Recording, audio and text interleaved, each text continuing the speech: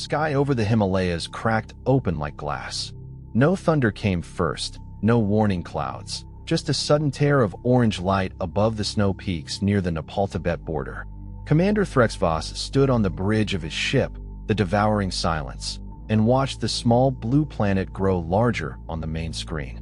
He had crossed 900 light years for this moment, and every calculation told him the same thing. Earth was ready to fall.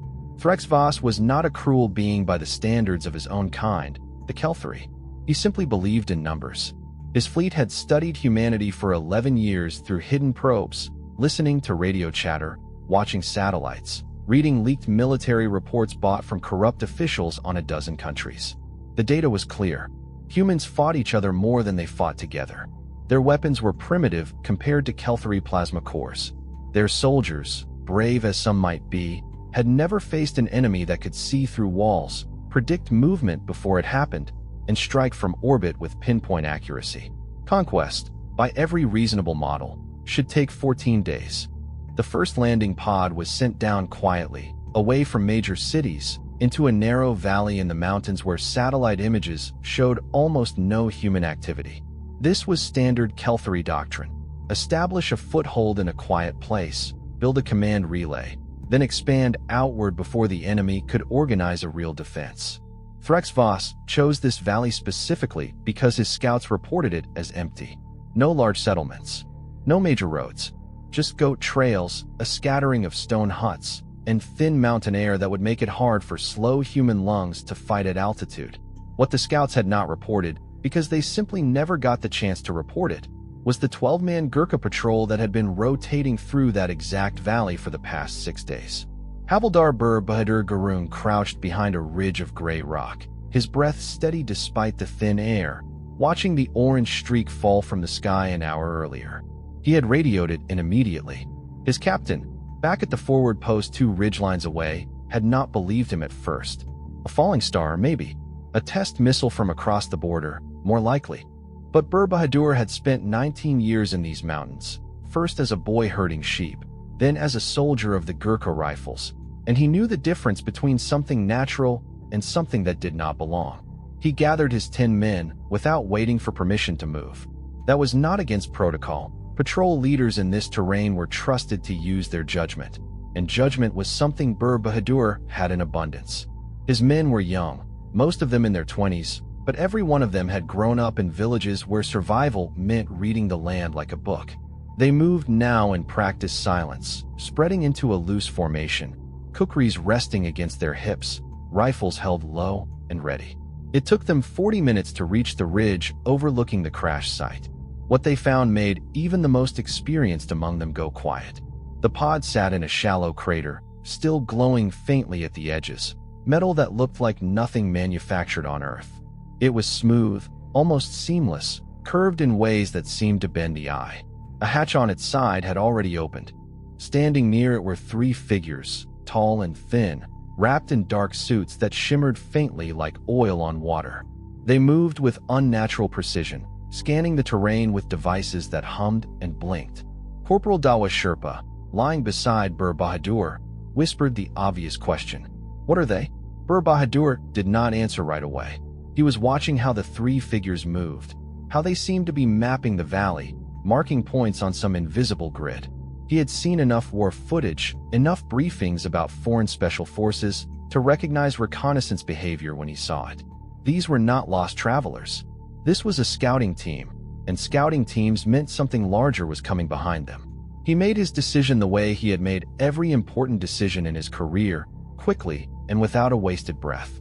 2 men would fall back immediately to alert the post and call for reinforcements. The remaining 9 would hold position and observe, gathering as much information as possible without engaging, unless engagement became unavoidable. No radios would transmit near the crash site itself. Whatever technology these visitors had, Bur Bahadur did not want to test how sensitive their instruments were until he understood the danger. For nearly 2 hours, the patrol watched in silence as the 3 alien scouts worked.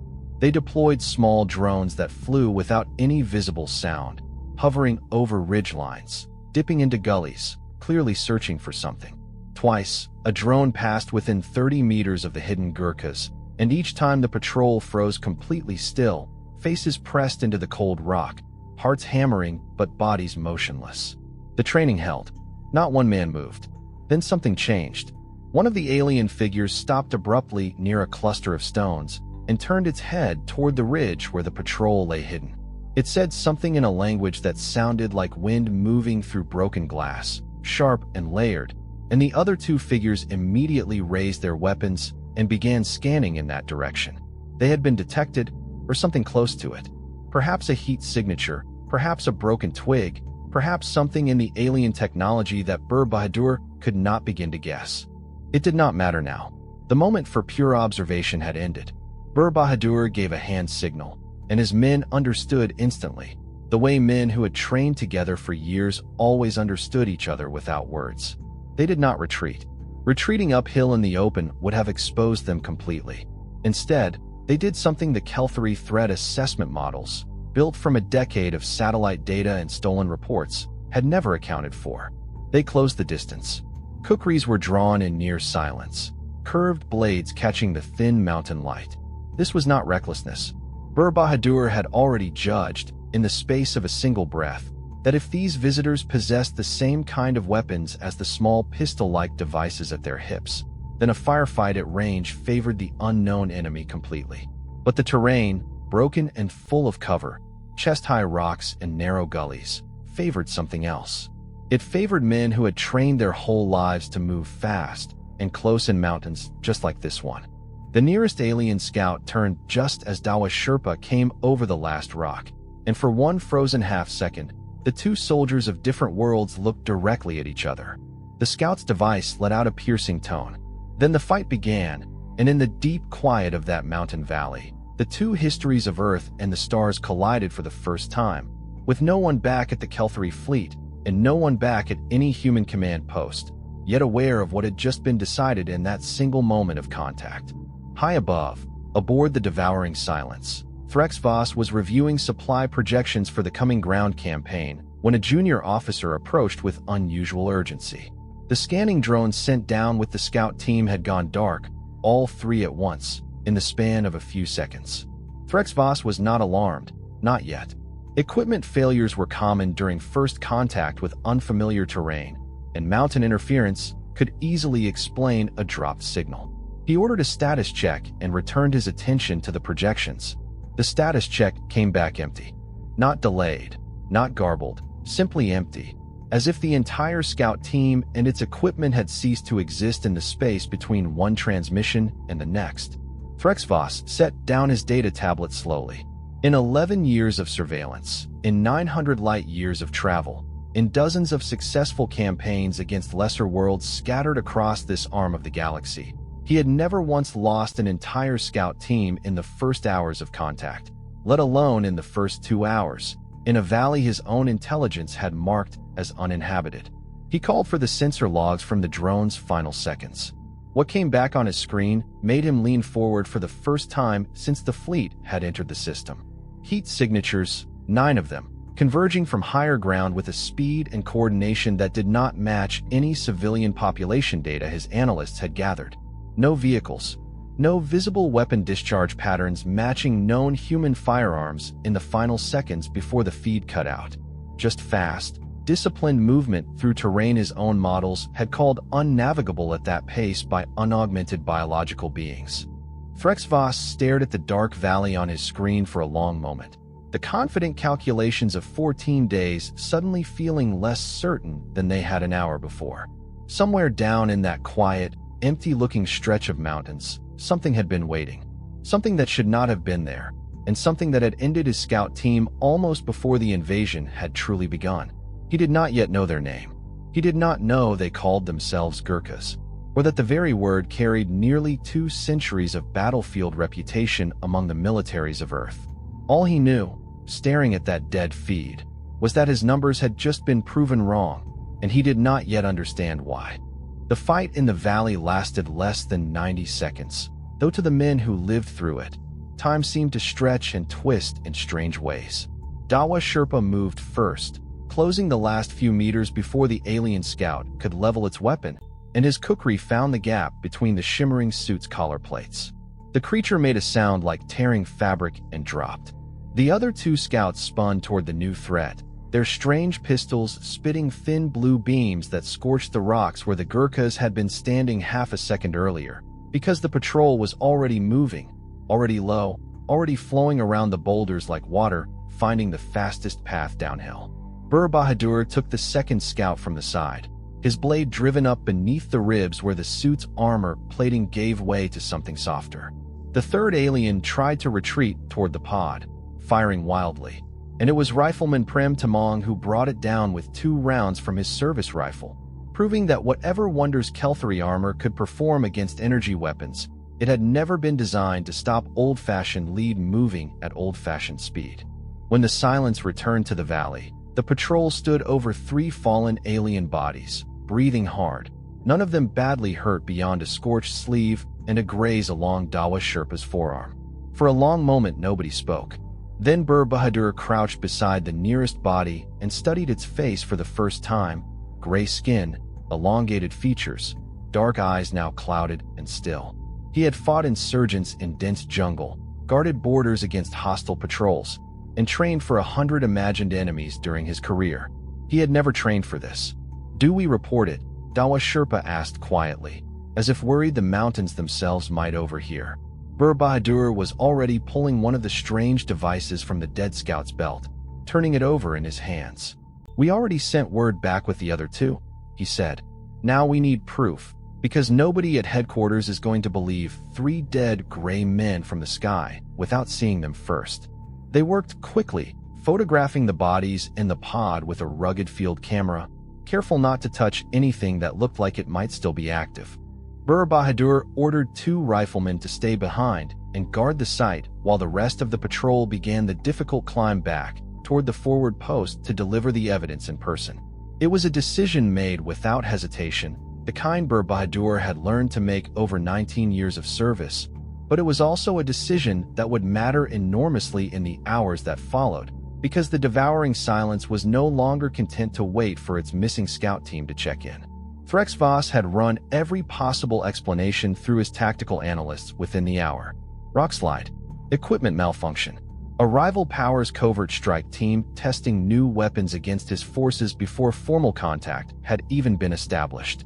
None of the explanations satisfied him, but the heat signature data kept pulling his attention back to one uncomfortable possibility. Something biological, something fast, something coordinated, had killed 3 trained Kaelthari scouts in under 2 minutes using close combat, in terrain his own strategists had called nearly impassable. He ordered a second team down, larger this time, 6 armored soldiers instead of 3 unarmed scouts, equipped with heavier weapons and orbital support standing by. If this was some unknown predator, or some human military unit far more advanced than his intelligence suggested, he intended to find out with overwhelming force this time, not curiosity. The second pod landed less than a kilometer from the first, close enough that the 2 riflemen left behind, Gopal Rai and young Suraj Limbu, barely 19 years old and on his first real deployment, saw the streak of light fall from the sky and heard the distant thud of impact through the rock beneath their boots. Gopal Rai did not hesitate. He had grown up listening to his grandfather's stories of fighting in places far from home, stories about holding position against impossible odds, and he understood immediately what was happening even if he could not have explained the science behind it. More were coming. He radioed the position back toward the retreating patrol, keeping his voice level despite the tightness in his chest, and then he and Suraj began moving the alien bodies and the pod's smaller components into a shallow cave a short distance up the slope, hiding what evidence they could and preparing to observe rather than confront 6 armed and armored soldiers with only 2 rifles between them. It was, in its own way, the same decision Bur Bahadur had made hours earlier. Watch first. Understand the enemy before engaging fully. But 6 armored Kaelthari soldiers moved with far more caution and far more firepower than the 3 unarmed scouts had, spreading out in a defensive formation the moment they exited their pod, scanning devices sweeping the ridgelines in overlapping patterns designed specifically to catch exactly the kind of ambush that had killed their comrades. Suraj Limbu, watching from the cave entrance with his heart hammering against his ribs, whispered a question that neither of them could answer. How did they know to come back stronger so fast? Gopal Rai did not answer immediately. He was watching one of the armored figures kneel beside a scorch mark on the rock, the exact spot where the earlier fight had taken place, and run some kind of scanning wand across the stone. Whatever the device was reading, it made the soldier straighten and turn its head slowly toward the higher slopes, toward the cave where two young Gurkhas lay pressed flat against cold stone, trying to become part of the mountain itself. "We hold," Gopal Rai finally whispered. "We do not fire unless they find us. If they find the cave, we make sure it costs them everything they have." Far below, in the valley, the rest of the second Kaelthari team began a slow, methodical sweep, moving from the crash site outward in a widening spiral, their weapons humming with barely contained energy, their formation tight and disciplined in a way that made it clear these were not scouts anymore. These were soldiers, trained for exactly this kind of hunt, and they were climbing steadily toward the one place on that mountainside where the truth of what had happened to their comrades was hiding, quiet and still, waiting to see whether two young riflemen and their courage would be enough to survive what was coming. Meanwhile, Bir Bahadur and the rest of the patrol were making poor time on the climb back toward the forward post, the thin air punishing their already exhausted lungs, the weight of the camera and the strange alien device slowing every step. Bir Bahadur pushed the pace anyway, driven by an instinct he could not fully explain, a soldier's sense that something larger than a single skirmish had just begun. When the radio finally crackled to life with Gopal Rai's tense voice reporting a second landing, Bir Bahadur felt his stomach tighten in a way that 19 years of combat experience had rarely produced. He keyed his radio and gave the only order that made sense. "Hold, watch, and do not engage unless there is no other choice." He knew it was a hard thing to ask of two young soldiers facing 6 armored enemies, but he also knew that reckless heroics would accomplish nothing except 2 more graves in an unmarked valley. What mattered now was reaching the forward post, delivering proof of what had happened, and getting real reinforcements moving before this quiet mountain war became something far larger and far more dangerous than a single hidden patrol could handle alone.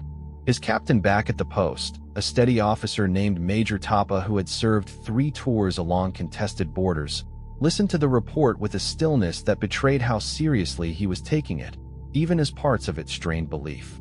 Alien scouts, strange weapons, a crashed pod unlike anything built on Earth.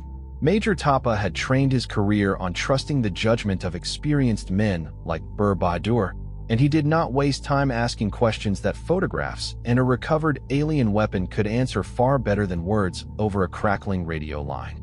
He began making calls up the chain of command immediately, knowing that whatever was unfolding in that valley, the world above these mountains had no idea, yet that its first battle with the stars had already been fought and already been won, at a terrible cost that was only beginning to reveal itself.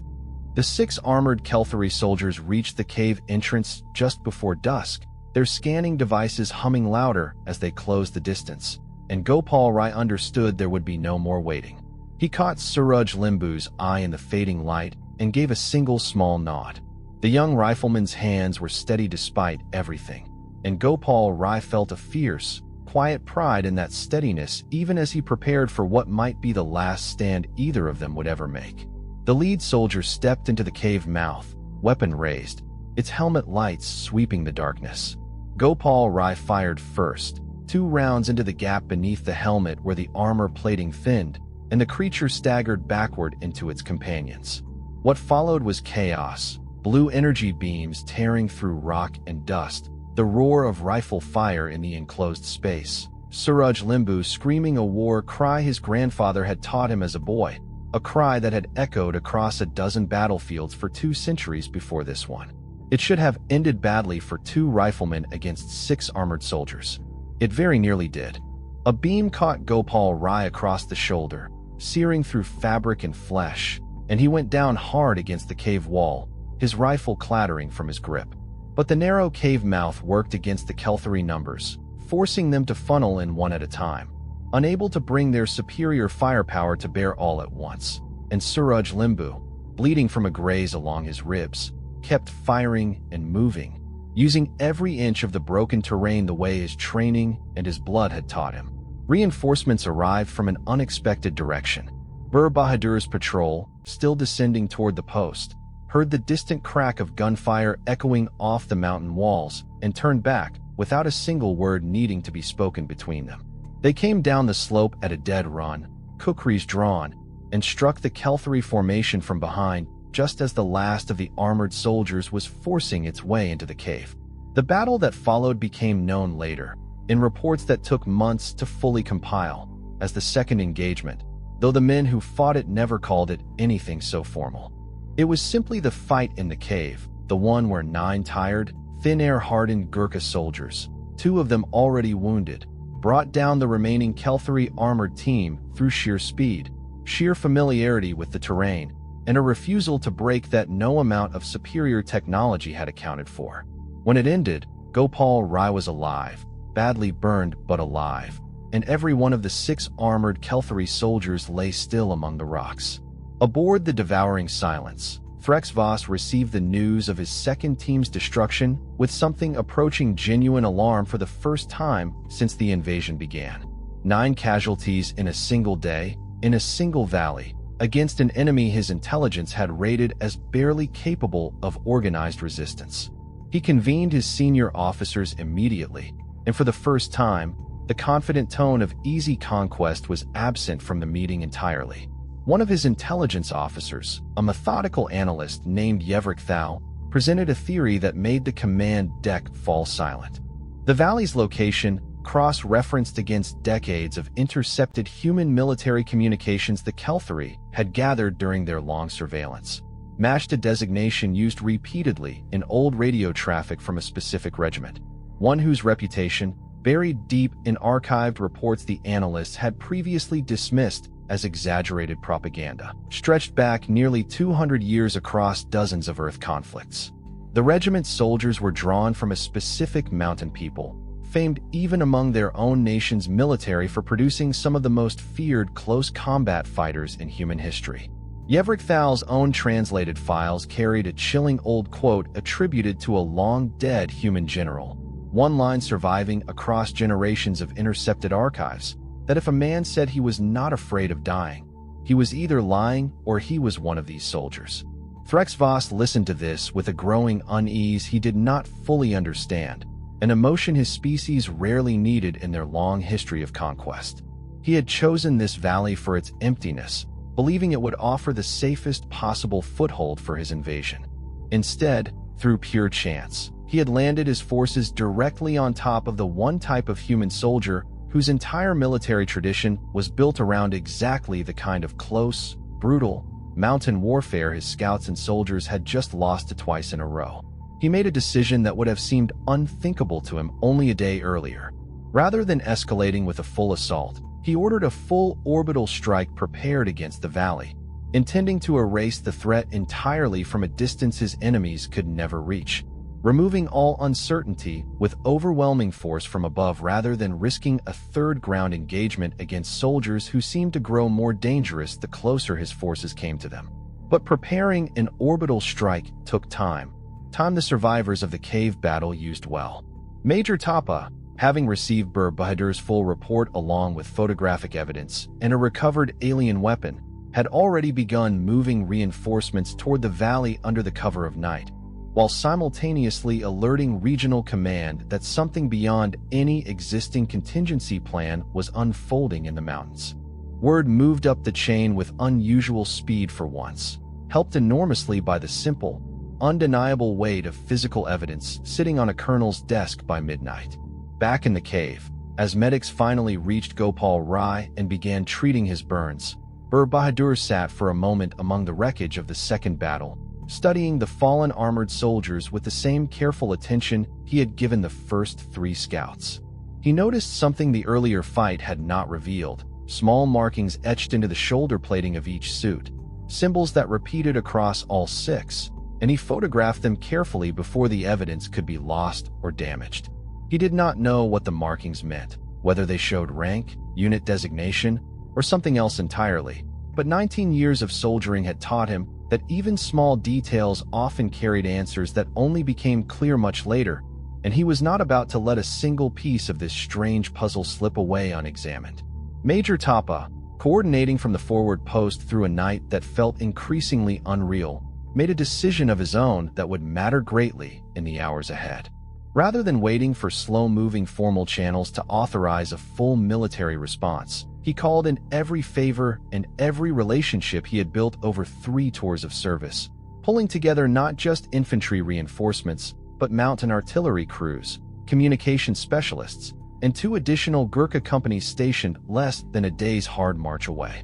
He knew, even without fully understanding what his men had encountered, that whatever force had crashed into that valley intended to return, and he intended to make certain that when it did, it would find not 2 isolated riflemen in a cave, but a defense built by people who had spent 2 centuries perfecting exactly this kind of fight.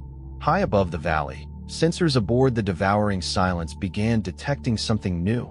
Careful, coordinated troop movements converging from multiple directions across the mountain range, far too organized and far too fast to be a panicked civilian response. Threx-Voss stared at the growing cluster of heat signatures on his display and felt, for the second time in a single day, the uncomfortable sensation of his carefully built models failing him completely. Whatever was gathering in those mountains below, it was not the disorganized, fractured humanity his 11 years of surveillance had promised him. It was something else entirely, something old, something disciplined, and it was coming for his fleet's foothold with an urgency that suggested his enemies understood exactly what was at stake, even if he himself was only beginning to. By dawn, the quiet valley that Threx-Voss had once chosen for its emptiness had become something entirely different. Nearly 200 soldiers, drawn from Major Tapa's own post, and 2 full Gurkha companies who had marched through the night without complaint, now held positions across the ridgelines and gullies surrounding the crash site. Mountain guns had been dragged into place under cover of darkness, their crews exhausted but ready. Radios crackled with careful, disciplined chatter as officers coordinated fields of fire across terrain that, to any outsider's eye, looked like nothing more than empty rock and snow. Bir Bahadur stood near the center of the defensive line, his uniform still stained from the previous day's fighting, watching the sky with the same patience he had shown watching the crash site less than 24 hours earlier. He did not know exactly what was coming, whether it would be another ground team or something worse, but he understood the shape of the coming fight in a way his training had prepared him for his entire life. Hold the high ground.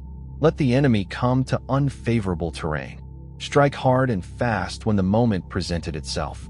Aboard the Devouring Silence, Threx-Voss stood before his command staff with the orbital strike plan finally ready, and yet he hesitated, a hesitation that surprised even him.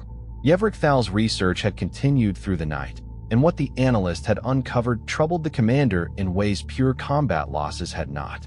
Historical human records, buried in decades of intercepted archives, showed that soldiers of exactly this tradition had, across 2 centuries, fought against forces with overwhelming technological and numerical superiority again and again, and had won often enough that entire foreign militaries had changed their strategic doctrines simply to avoid facing them directly. It was not one battle, one lucky ambush, one unfortunate coincidence of terrain. It was a pattern, repeated across generations, that suggested Threx-Voss was not facing an unusual pocket of resistance, but rather the exact type of enemy his species' entire invasion doctrine, built on speed and technological shock, was least equipped to fight quickly. Still, an orbital strike from a fleet in high orbit was not something a single valley of defenders, however skilled, could realistically survive, and Threx-Voss knew it. He gave the order to proceed, calculating that even a single overwhelming strike, ending this troublesome resistance before it could spread further or draw international attention to his fleet's presence, was worth the diplomatic risk of announcing his invasion earlier than planned. What Threx-Voss did not know, what his 11 years of surveillance had never uncovered, was that the mountain range his fleet now orbited sat directly beneath one of the busiest stretches of civilian and military air traffic radar coverage in the entire region, maintained jointly by 2 nations that, despite their many disagreements, had spent decades cooperating closely on early warning systems along this exact border. His ship's descent, his scout landings, and now his fleet's approach for an orbital strike had not gone unnoticed the way his sensors suggested. They had simply been observed by systems his own intelligence had dismissed as too primitive to matter, feeding data upward through channels that, within hours of Bir Bahadur's first report reaching Major Tapa, had already triggered a continental air defense alert neither the Kaelthari nor most of the soldiers fighting in that valley yet fully understood. As the devouring silence began its firing sequence, an alert flashed across Threx-Voss's own tactical display, one he had not expected and had no time to properly analyze. Multiple high-speed contacts, rising fast from bases scattered across the region below, their flight profiles matching patterns his analysts had cataloged only as outdated 4th and 5th generation human aircraft, weapons Threx-Voss's models had confidently rated as no meaningful threat to a Kaelthari cruiser in orbit. The models were wrong again. What Threx-Voss's surveillance had missed, buried under years of outdated satellite imagery, was that these particular squadrons, scrambled within the hour on the orders of officers taking Major Tapa's warning with total seriousness, had spent the last several years quietly upgrading their strike capability with technology purchased and adapted from allied nations specifically designed to counter exactly the kind of orbital threat that had, until recently, seemed like pure science fiction to plan against. It was not enough firepower to defeat the Kaelthari fleet outright. It never needed to be.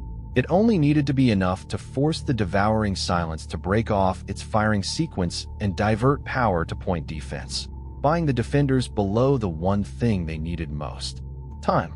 In the valley, Bir Bahadur watched the sky flash and shudder as distant defensive fire lit up the upper atmosphere, and understood instinctively that this was the moment. He gave the order, and the mountain guns opened up on the remaining ground forces. Threx-Voss had already committed to a desperate follow-up assault.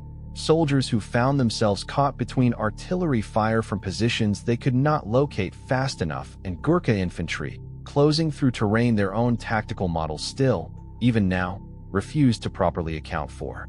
The battle that followed lasted less than an hour, though it would be studied by military historians for generations afterward. Kaelthari ground forces, cut off from orbital support and fighting on terrain that favored every strength their enemy possessed, broke and attempted a retreat toward a hastily called extraction point, only to find that retreat itself was a form of terrain their opponents understood better than any textbook could teach.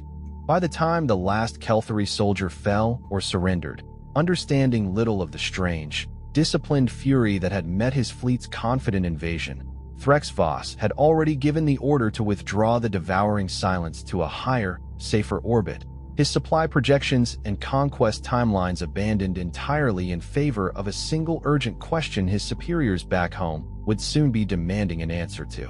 What exactly had gone wrong on that quiet, empty little world? Weeks later, as international governments finally began piecing together the full scope of what had happened in that remote Himalayan valley, briefings passed quietly between Allied military commands carried a simple, striking conclusion that would shape Earth's defense planning for years to come. When humanity finally met an enemy from beyond the stars, it had not been its most advanced weapons, its largest armies, or its newest technology that delivered the first, decisive victory. It had been 12 tired soldiers on a routine mountain patrol, armed with rifles and curved blades their ancestors had carried for 2 centuries, who simply refused to be anywhere except exactly where duty had placed them, and who fought, as they always had, without ever once considering that the odds against them might actually matter. Bir Bahadur, recovering quietly at a mountain hospital with Gopal Rai and Suraj Limbu resting in beds nearby, would later tell a young officer sent to interview him for the official report that there had been nothing special about that night at all. They had simply done what Gurkhas had always done when something dangerous appeared in their mountains. They had gone to meet it. The strange markings Bir Bahadur had photographed on the fallen soldier's armor were eventually decoded by a joint intelligence team working with linguists and cryptographers from 3 different countries. And the answer, when it finally came, was almost bitterly simple. They were not unit designations or ranks at all, but something closer to a standard risk assessment tag, a routine classification the Kaelthari attached to any newly encountered world before an invasion, meant to warn following waves about expected resistance levels. The tag found on every one of the 9 dead soldiers translated to a single phrase, one that intelligence officers passed around quietly for months afterward with a mixture of grim humor and genuine pride. Threat level negligible. Major Tapa kept a copy of that translated tag pinned above his desk for the rest of his career, not as a boast, but as a reminder of how easily confident assumptions could collapse against soldiers who trained not to be measured, but to be ready. Somewhere far above the mountains, aboard a battered fleet retreating to reassess an invasion that had gone catastrophically wrong within its first day, Threx-Voss carried a different lesson entirely, one that would eventually be added, in modified form, to Kaelthari tactical doctrine for every future world their species approached. Before committing forces to any new conquest, however weak the target world appeared on paper, always account for the possibility that somewhere on that quiet, unremarkable ground, a patrol was already waiting, and always assumed that patrol would be far more dangerous than anything the numbers had predicted. It was a lesson that had cost his Fleet 9 soldiers a full ground assault, and the element of surprise his entire campaign had depended on, all within a single day, in a valley he had chosen specifically because it seemed like the safest, quietest place on the whole planet to begin.